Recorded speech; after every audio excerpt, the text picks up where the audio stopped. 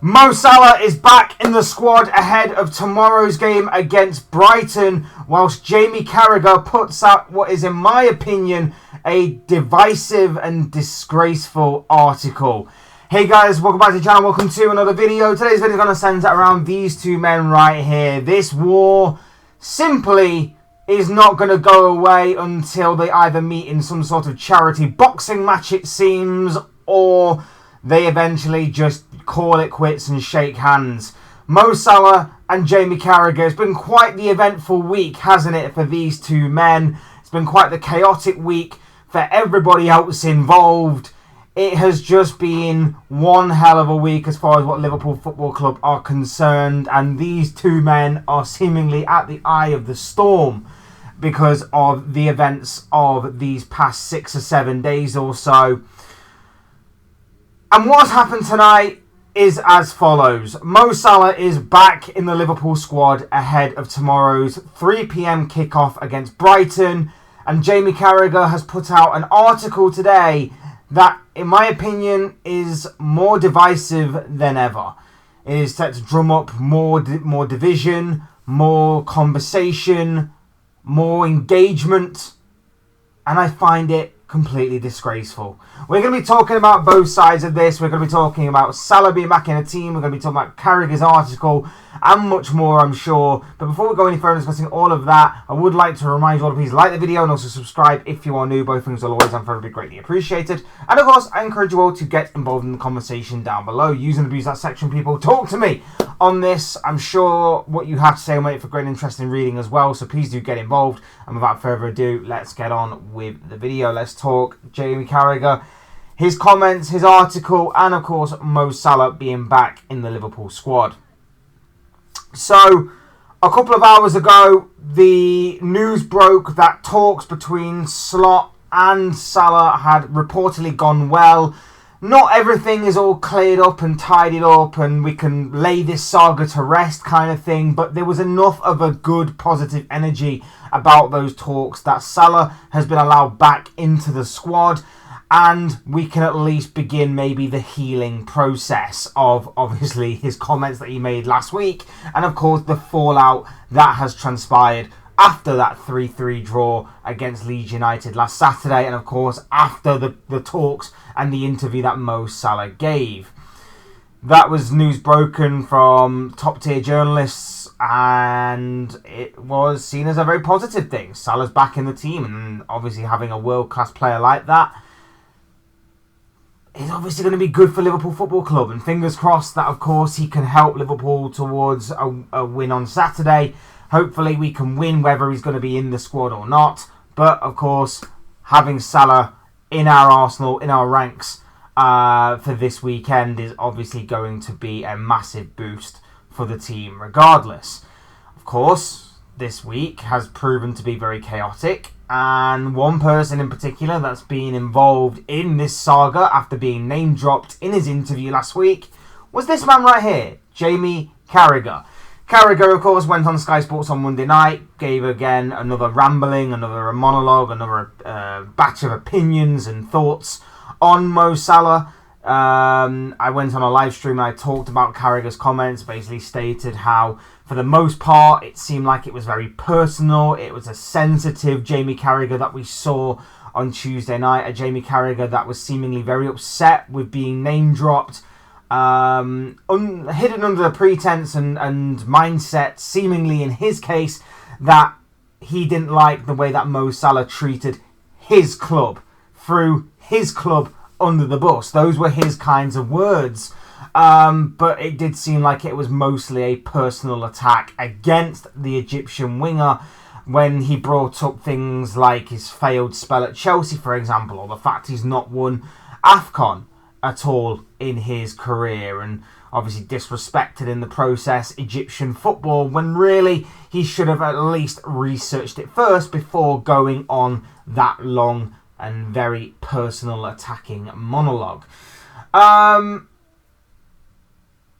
But of course, Carragher being Carragher, he can't keep his mouth shut. And in the same week that Steven Gerrard basically begged for Liverpool Football Club, for Mo Salah, for Virgil van Dijk and all the kind of top players and obviously big names at Liverpool, the most influential names at Liverpool, to all club together and air out their dirty laundry to themselves, to everybody else, and obviously to kind of clear the air. Carragher's kind of gone the opposite way. Gerrard, there was a lot of truth in what I thought Gerrard was saying this week. Gerrard basically said that they all need to get together in a room and basically not come out of that room until they clear the air, so to speak, until they're all understanding of where each other stands. If there is a resolution to be found, then try and work a compromise towards that resolution. And obviously, if there's not, then we need to find a solution that suits all parties somewhere along the way, because this is not about Salah, it's not about Slot, it's not about any other member of the squad or anybody that is in power at Liverpool Football Club. The main source, the club itself, is of course the fan base, and that is the thing, that is the main entity that needs to be taken into account, and of course the main entity that needs to be pleased the most after what has been a very tough season to watch in all aspects. This man, however, decides today's going to be the day that I put out another article, and it's going to be very divisive. In the article, he basically states that what team, that Liverpool Football Club normally stand by their managers. Basically, to sum it up, they normally stand by their managers. What other club would stand by a player rather than a manager? Not Player FC. But what he fails to realise is that we're not Manager FC either. This is not Player FC or Manager FC. This is, Liverpool Football Club at the end of the day. And my take on it all is that I don't care about winners and losers in this situation. I side more with Salah than I do Slot. I've gone over it a lot this week. Check out the videos on it if you haven't already. But I've gone over it a lot this week in terms of, what I agree with, what I don't agree with.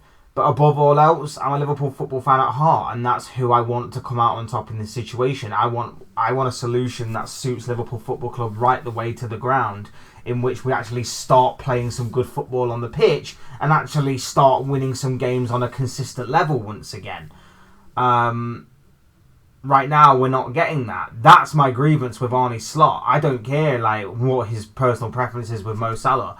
Because if he was to drop Salah but find a way to make us play some good football and to win games, fine, fair enough. But he's not doing that, whether Salah's in the team or not. That's my problem with Slot. But Carragher's going on this situation is one or the other. There's only one winner. Why does there have to be only one winner? Why can't we find a solution that suits everybody? For example, I'm Arne Slot out. But at the same time, in saying that, I am very much open to the possibility that Slot is able to turn all this around, make us play some good football, actually start winning games. And if that's the case, I'll hold my hands up and say I was wrong. Slot's the man. Slot's the guy. Like he was last year. He was the guy. He's not been the guy though this year. So again, why does there only have to be one winner? I don't understand it. Because Salah, for as much as I agree with, there are a few things that I disagree with that he said. Don't agree with the way he's gone about it either. Don't necessarily agree that you should go public with it. But that's not to say that anything that completely disregards everything that he said as not being right or not being potentially true and factual. But Carragher is again dividing the fan base with these kinds of articles, in which he's basically saying pick a side. One will come out as the winner, and it's usually the manager. Liverpool Football Club don't do this. They don't go against the manager. Sorry, but if obviously push comes to shove, eventually everybody's got a breaking point. And as much as we back our players as well as our managers, we stuck by Darwin Núñez for probably a lot longer than we should have done, as just a prime example of a player that didn't quite live up to the hype and expectation. But we still stood by him whenever he was on the pitch. We may have been frustrated and annoyed at him, but we still stood by him for a long time before eventually we reached our breaking point. Again, Mo's got a lot of credit in the bank for what he has done over these past many, many years. Slot's got one title, and an amazing title at that, and will forever go down as a Liverpool icon because of that. But at the same time, that doesn't mean he's untouchable. And again, it's mainly about the results and performances of this season as to why Slot's in hot water, rather than this whole Salah situation, which, again, you seem to have taken so personally, so sensitively, that he name dropped you in his interview because he knew you were gonna come after him anyway. He knew you were gonna come after him because you have done in the past. That you've now taken it so sensitively that you continue to put this out there. And the horrible thing is that for someone who's got a big following, for someone who's got a big platform to voice his opinion on, and to constantly be like, I'm being watched right now by millions of people, you can influence that. You can influence certain people's mindsets, opinions, thought processes, and it's scary. It's scary. On Monday, when you talked about AFCON, you didn't do your research into Egyptian football. And in this kind of situation, you're talking as if one of them's going to come out as the winner. Well, it seems that the compromise is that Salah's back in the squad for now. We'll see obviously where this goes. Liverpool seemingly want to keep both him and Salah for now. We'll see how that goes over the course of AFCON and into the January transfer window. But fingers crossed the relationship can continue between Salah and Liverpool. If the results continue to flop, then Arne Slot obviously must leave. But if the results pick up, then the relationship between Arne Slot and Liverpool can continue as well. Again, we're all open to that as Liverpool fans. It's not exactly like we've completely turned our backs on the manager, those that are Slot out. We're always welcome for managers and players to eventually prove us wrong, but we can only judge by what we are seeing in the present on the pitch right now. And that is a team that is low on confidence, low on mentality, and is faltering and stuttering every single time they face adversity. And I know this situation hasn't helped. I know this situation won't help.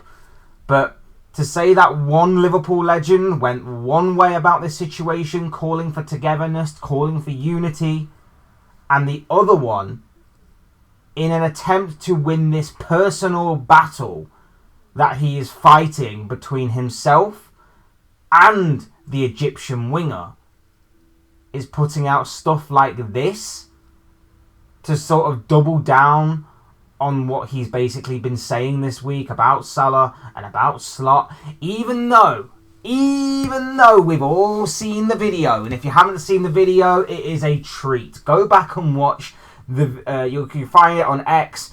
There's a video of Jamie Carragher after the PSV game saying that playing Konate is a sackable offence, saying that the team aren't playing well, that kind of thing, but saying basically the manager should be sacked.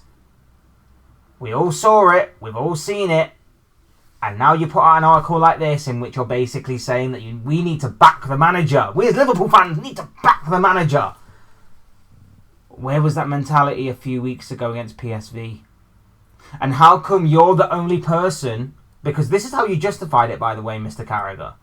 How come you're the only person that can speak in the heat of the moment, but yet Salah potentially does it, and you call it premeditated? You call it thought out, and not in the heat of the moment.